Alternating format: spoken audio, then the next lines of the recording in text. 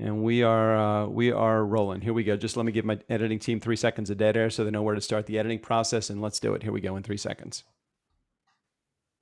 Ford Mustang community. Anyone that is anyone in the world of classic Mustangs and done even the smallest amount of repairs or the most extensive of rebuilds has heard of National Parts Depot, NPD. Rick Schmidt, our guest today, was filling orders, building his knowledge base, and getting to know the classic car world as a 9-year-old watching his NPD founding family build the NPD business. As owner currently of NPD, he watched, witnessed, and flourished in the business. And today we're going to share his story and the advice on Ford Mustang, the Early Years podcast. Welcome, Rick, to the podcast. Thank you. Thank you. Hey, I am so happy to have you here. And I got to tell you, before I jumped into this world of classic cars, which was really just a little under a handful of years ago, I didn't know of NPD. I didn't know of all of the competition that NPD had. I didn't know anything in the world of parts. This is a crazy business. And now that I'm in the world of classic cars, I love it. So I can only imagine how you feel like a kid in a candy store 24/7 right now. Is that still the way you feel now? Yeah. I mean, some days are better than others. I laugh with people. Sometimes when you're in the mail order business and you're having to fulfill orders and take care of customers, you could be selling restoration parts, or you could be selling ashtrays. But a lot of the same challenges are shared. But luckily, we're selling restoration parts, and not just the Mustang hobby, but the car hobby has been a part of my life since the day I was born. My dad really started his enthusiasm since he came to driving age in the late 50s. His first car that he actually drove back and forth to school was a 1957 Thunderbird. So I grew up doing all the CTCI Thunderbird shows and everything, and it was kind of in the when Dad started NPD and decided to move to expand into other lines. The first thing that hit his mind was these little Mustangs seem to be the next hot thing. The real, that could be the future as far as volume, and that was the most intelligent choice my dad has ever made in his life, because holy cow, Mustang has always been the backbone and really is what planted the seed that built NPD into the business it is today. So, Rick, what's interesting about it is, and I come from a family that has a long lineage of franchise ownership, and my dad was the founder of Sandler Sales and has 200 plus franchises of his organization all over the world, which has been amazing, but it's also a double-edged sword. It's kind of left me in that shadow to a certain degree, and I'm very proud of my dad, and I love what he was able to accomplish, and I love that I didn't necessarily go into the family business, but chose my own route. But I still had the feeling that at some point in my life, gosh, I was in this shadow. Have you ever felt that way, or have you ever felt like, hey, I built this business with my dad? Because very similar to you, at that 9-year-old age, you were filling orders and doing this stuff to help build the business too. Yeah. I mean, it really wasn't until I was I worked part time while I was in high school. I did everything at NPD from the early days when I was, an underage worker working for $2 an hour, mowing the lawn and scrubbing the toilets and sweeping the shop floors. Then in my later teenage years, I was doing receiving and shipping in the business as it was growing. And all through the 1980s, as I graduated high school and went on to go to the University of Florida, I saw my dad actually very little. He was just an absolutely driven human being. He opened. He was the first to do multiple locations in the restoration parts business. First with opening a branch in Ventura, California, clear over on the other side of the country, that his cousin Sue Smith ran for him for a number of years, and then a few years after that, he bought out a friend up in Michigan and opened another branch just in a suburb of Detroit called Livonia. Now we're in Canton, but originally we were in Livonia, Michigan. And Dad was just working 7 days a week, constantly gone, constantly traveling, getting these other locations up and running, systems in place. So I wasn't really working there full time until I was midway through my junior year at UF, and I was in between semesters, and Dad had our Michigan and our Michigan store manager and the receiving guy, who were buddies. They just walked out on the job one day and left us in the lurch. So Dad calls me up and says, "Hey, can you put your studies on hold and get up here and help me bail this thing out?"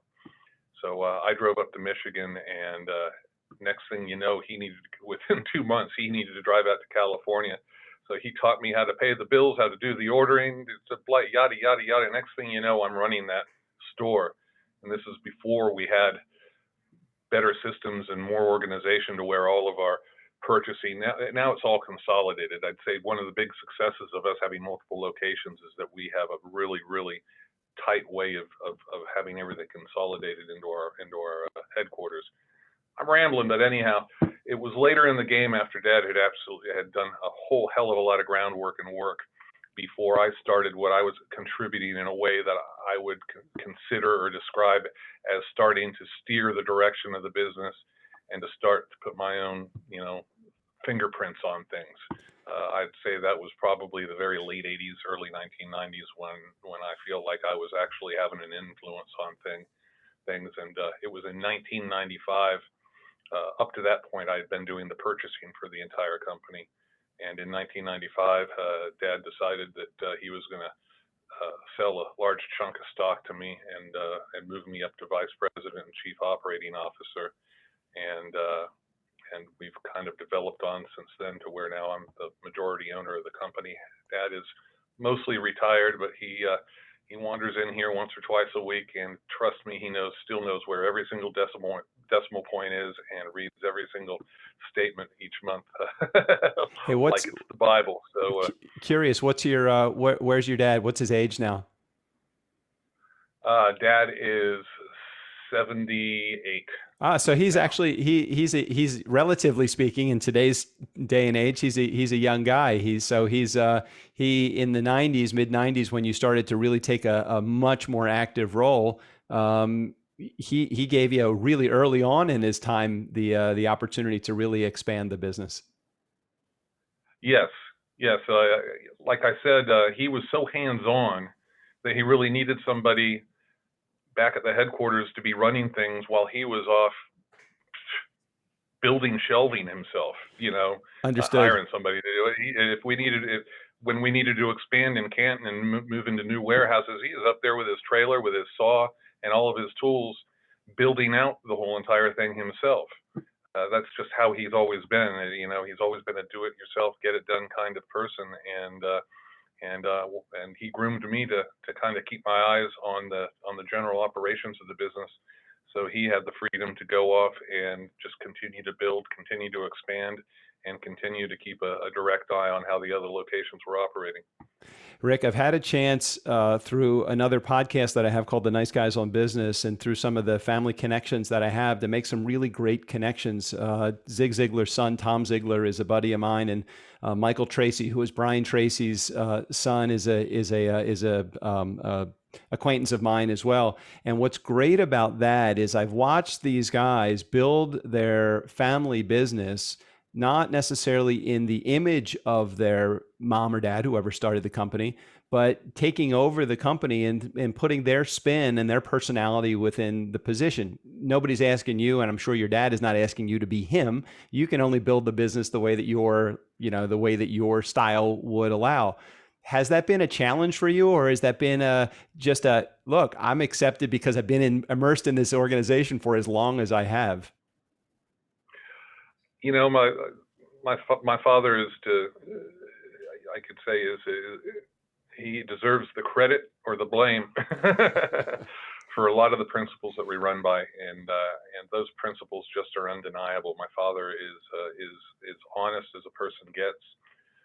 He Early on, we were also doing restorations, but quite honestly, he couldn't afford to continue doing restorations because his standards were so high Mm-hmm. that the labor that we had available doing the restoration work, so often Dad would see a finished body work on a shell, or go behind somebody who was rebuilding an engine, and literally say, "No, no, you're starting over. And then every time he would do a do-over on a project, he would never bill the customer for any of those hours. That all fell on him.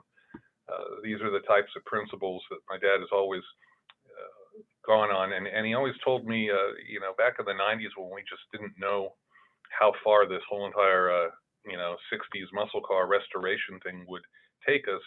He always wanted us to hopefully survive and to stick it out, because he always wanted it, first and foremost, for us to be providing a good service and good support for the hobby. It wasn't primarily his goal to just get bigger and better so that he could, buy a house on the beach and retire in a more luxurious fashion. His primary love has always been the hobby and giving back to the hobby, and for NPD to actually serve the hobby instead of sap the hobby, if that makes any sense. Absolutely. So all of my dad's principles is what we go by here. I would say that one thing that I kind of switched around early on when I started running things was my dad was always a stickler when it came to customer issues and customer returns, because my father could never understand he did how people would mess things up because they weren't reading the shop manual, mess things up because they just didn't know what they were doing. All of that stuff baffled him, and he really had to grit his teeth and did not like paying return shipping or accepting things back that had been attempted to be installed. He always held people's feet to the fire and said, "You need to take responsibility for your own lack of ability." And when I came in, I just got tired of arguing. I got to the point where I realized, 98% of these customers are good people with good intentions who are just trying their best to waddle through this. And you know what? They've got a point here and a point there about the product as well. And when I started getting a little bit more lenient upon returns, and when that um, translated into so much more good faith and loyalty towards our business, it kind of opened my dad's eyes. And instead of argue with me about it, he very graciously kind of said, "You know what? I think what you're doing is right." Obviously, I don't like to get scammed. I don't like to get ripped off. There's certain people out there who are will buy a new part from you and then try to return the used takeoff part and do, unethical, scammy things like that. I bristle when that kind of stuff comes up. But my first real change in direction for MPD was to make us more customer service friendly. That when things went wrong or you had a mistake, that we weren't going to try to profit off of your bad fortune. Well, to your defense, with the change of kind of the attitude about your customer experience, especially within the last handful of years, you're living in the world of Amazon, and not that they necessarily are in the restoration business at all, but they're in the customer service business, and they will take anything back at any time for any reason, and it makes it very Yeah. challenging for somebody in your position to Yeah, not. especially when they have the latitude to lose money hand over fist, yet their stock values continue to rise. That's a luxury that I don't I was just listening to I can't remember what show. It was either 99% Invisible or The Daily this morning, and they were talking about Amazon this year is really doubling down their efforts on customer service in light of the pandemic, and they're willing Mhm. to not make any money this holiday season as a result of it. Nobody has that luxury that's in the business. It's not like you can say, "I'm not going to make Oh, any money this quarter."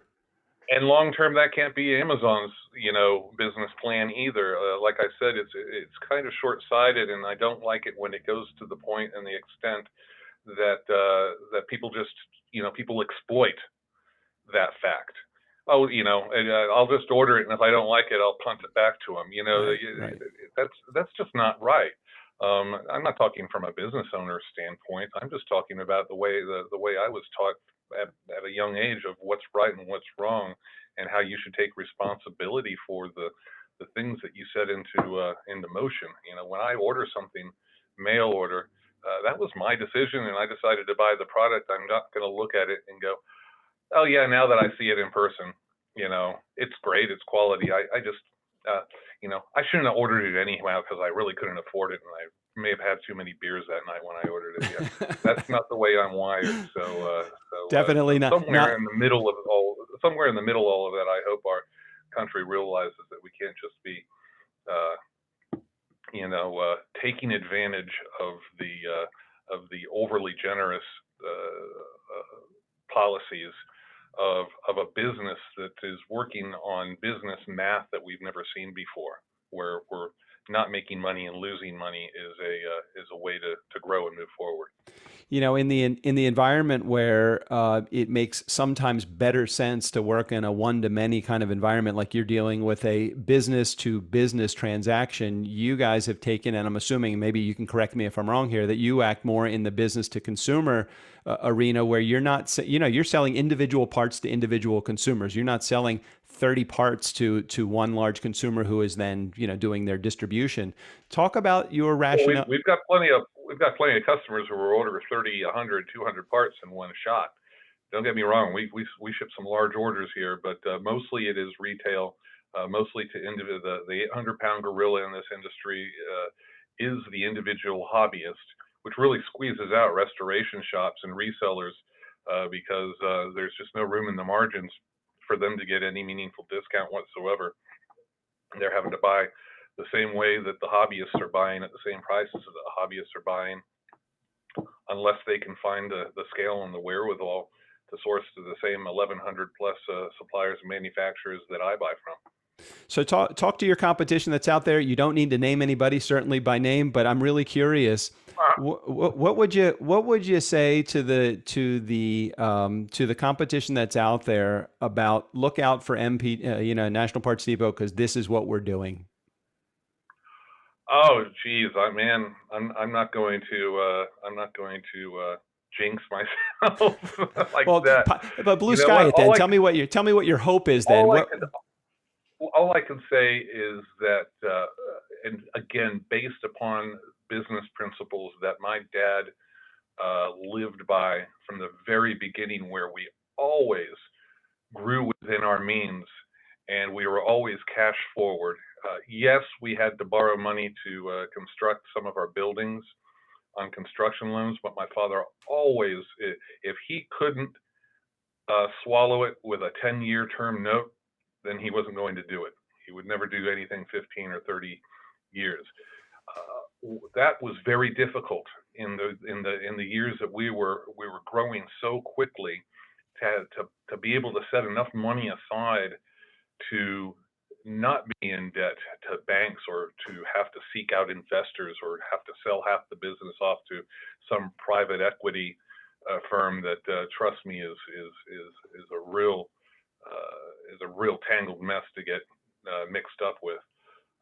We are still 100% family owned, which is me, and my dad still has a few shares. And we have for years now had not one dime of debt. We own all of our equipment, we own our facilities, we own our land, we own our shelving, we own our computer systems. All of our programming is custom written inside the walls by our own IT department. We even host our own website.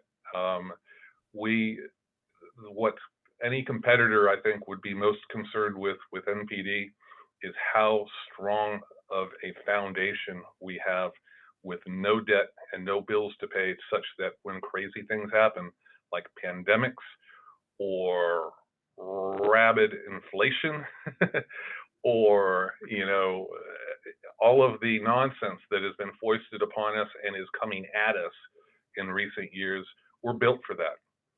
My dad's always carried so much inventory that if all of a sudden, the boats couldn't land at our ports and we couldn't get product, we've got buffer, we've got time. I would say most competitors are running on much thinner inventories, relying on drop shippers a whole lot more, and they don't have that buffer in that time. So the only thing that I would boast on and kind of puff my chest up, say, hey, we're a tough one to reckon with, is that all hell could break loose, and it's not going to even cause us to raise our blood pressure, one beat per second. We're built for it. All of our hard bills to pay were paid for years ago, and we're in a very, very strong position. That's awesome, and I do not think that for a moment that you have jinxed yourself. I've witnessed and I've been a part of being a consumer with National Parts Depot, and I live about 20 minutes from your Ventura, California location, and have been there, talked to Oh the yeah. counter guys, and those guys they're great. They know their stuff. I mean, these are enthusiasts that not only work in the shop, but they get they do their own set of wrenching themselves too. And one of the things that's one of the proudest things, the greatest sources of pride that I have in NPD is the longevity that we've managed to and the loyalty we've had from our employees. Uh, I do a special award and bonus and extra vacation for any employee who reaches their 20-year anniversary with us. And 20 years, that's quite a long time. And myself and my national branch manager, Ted Finucci, will fly to any of the wherever we need to be. We present it in person. And this last year, I think I had to fly 5 different times for 5 different 20-year presentations. Next year it's 7. And I've done plenty of them in years past. I swear to gosh, I mean, we've got over 150 employees, but I think 30 or 40 of those Wow. are 20 plus year veterans. And then there's a whole lot more of those that are coming right up on that. And I take great pride in that. They have literally made their career here at National Parts Depot, and that means that we must be doing something right. Furthermore, that in turn is what gives us a big leg up in that you're very, very likely, even if you get kind of a rookie salesperson who picks up on the phone the first time around, an experienced person is right over that person's shoulder.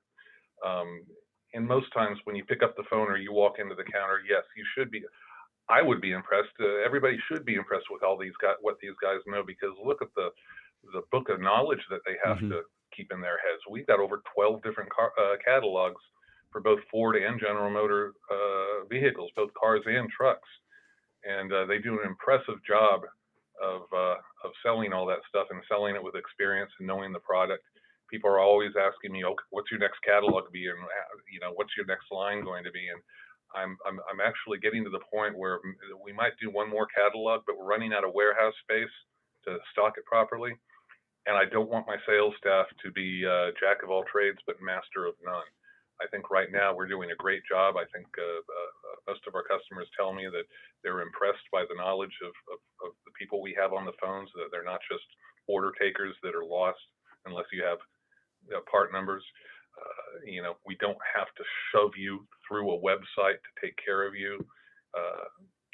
So I'm happy with where we're at right now in that regard. What I love about your customer experience, and then I want to spend the last just 2 or 3 minutes just talking about some of the personal stuff going on in your world and what you got in your garage and that. So I'll give you a little chance to prepare for that mentally. Remember, it's Ford Mustang, the early years podcast. So I'm hoping that you can ride along with me. So geez, I forgot where I was going. Anyway, from a customer service perspective, it has been a great experience. I talk about the customer experience. I've witnessed through your online order placing that I also do have an option of using the catalog directly online. You have a virtual page through, which I Yeah. love because that gives me a chance to really relate to what is literally sitting in my office that I'm thumbing through. And by the way, I have the Ford Mustang catalog for the '60s, but I also just ordered because I'm getting into the Ford truck line too. So I've just ordered Oh, great. the truck side of things. So I'm excited to be able to see that experience as well. So just give me your last 2 minutes that I'd love to chat with you just about what you got in your garage, where you are as an enthusiast yourself with classics, and tell me a little bit about what you expect from your company when you place an order too. Well, my garage at home is a 2-car garage occupied with my wife's car, and my daily driver is a giant. I guess I'm getting old, but it's a big full size S550 Mercedes sedan that is so comfortable. But but I came off of that while everybody's just kind of groaning out there and going, "Oh, geez, what a letdown." That replaced my daily driver Shelby GT500 that I had modified down in Orlando.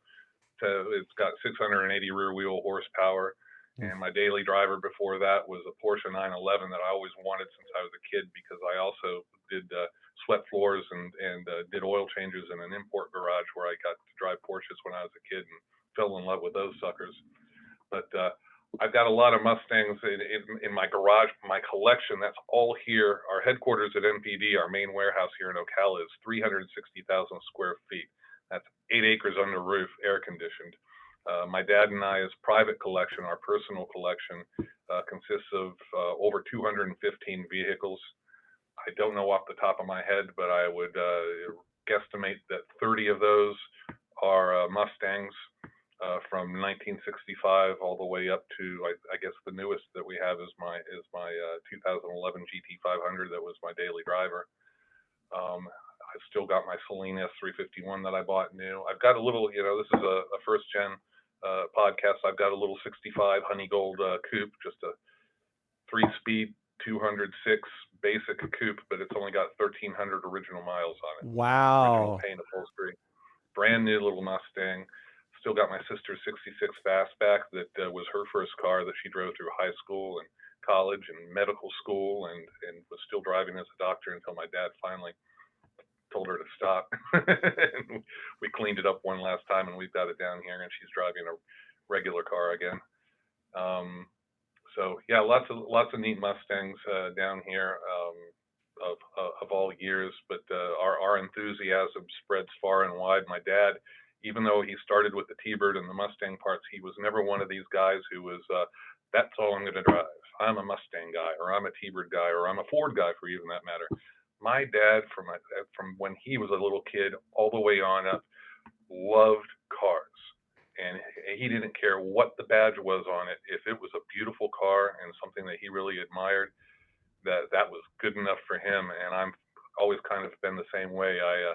I'm not a one make, one mark guy, although Mustangs are very, very, very deep in my heart, because that's really where everything really caught fire for National Parts Depot, and that's why I own so many of them.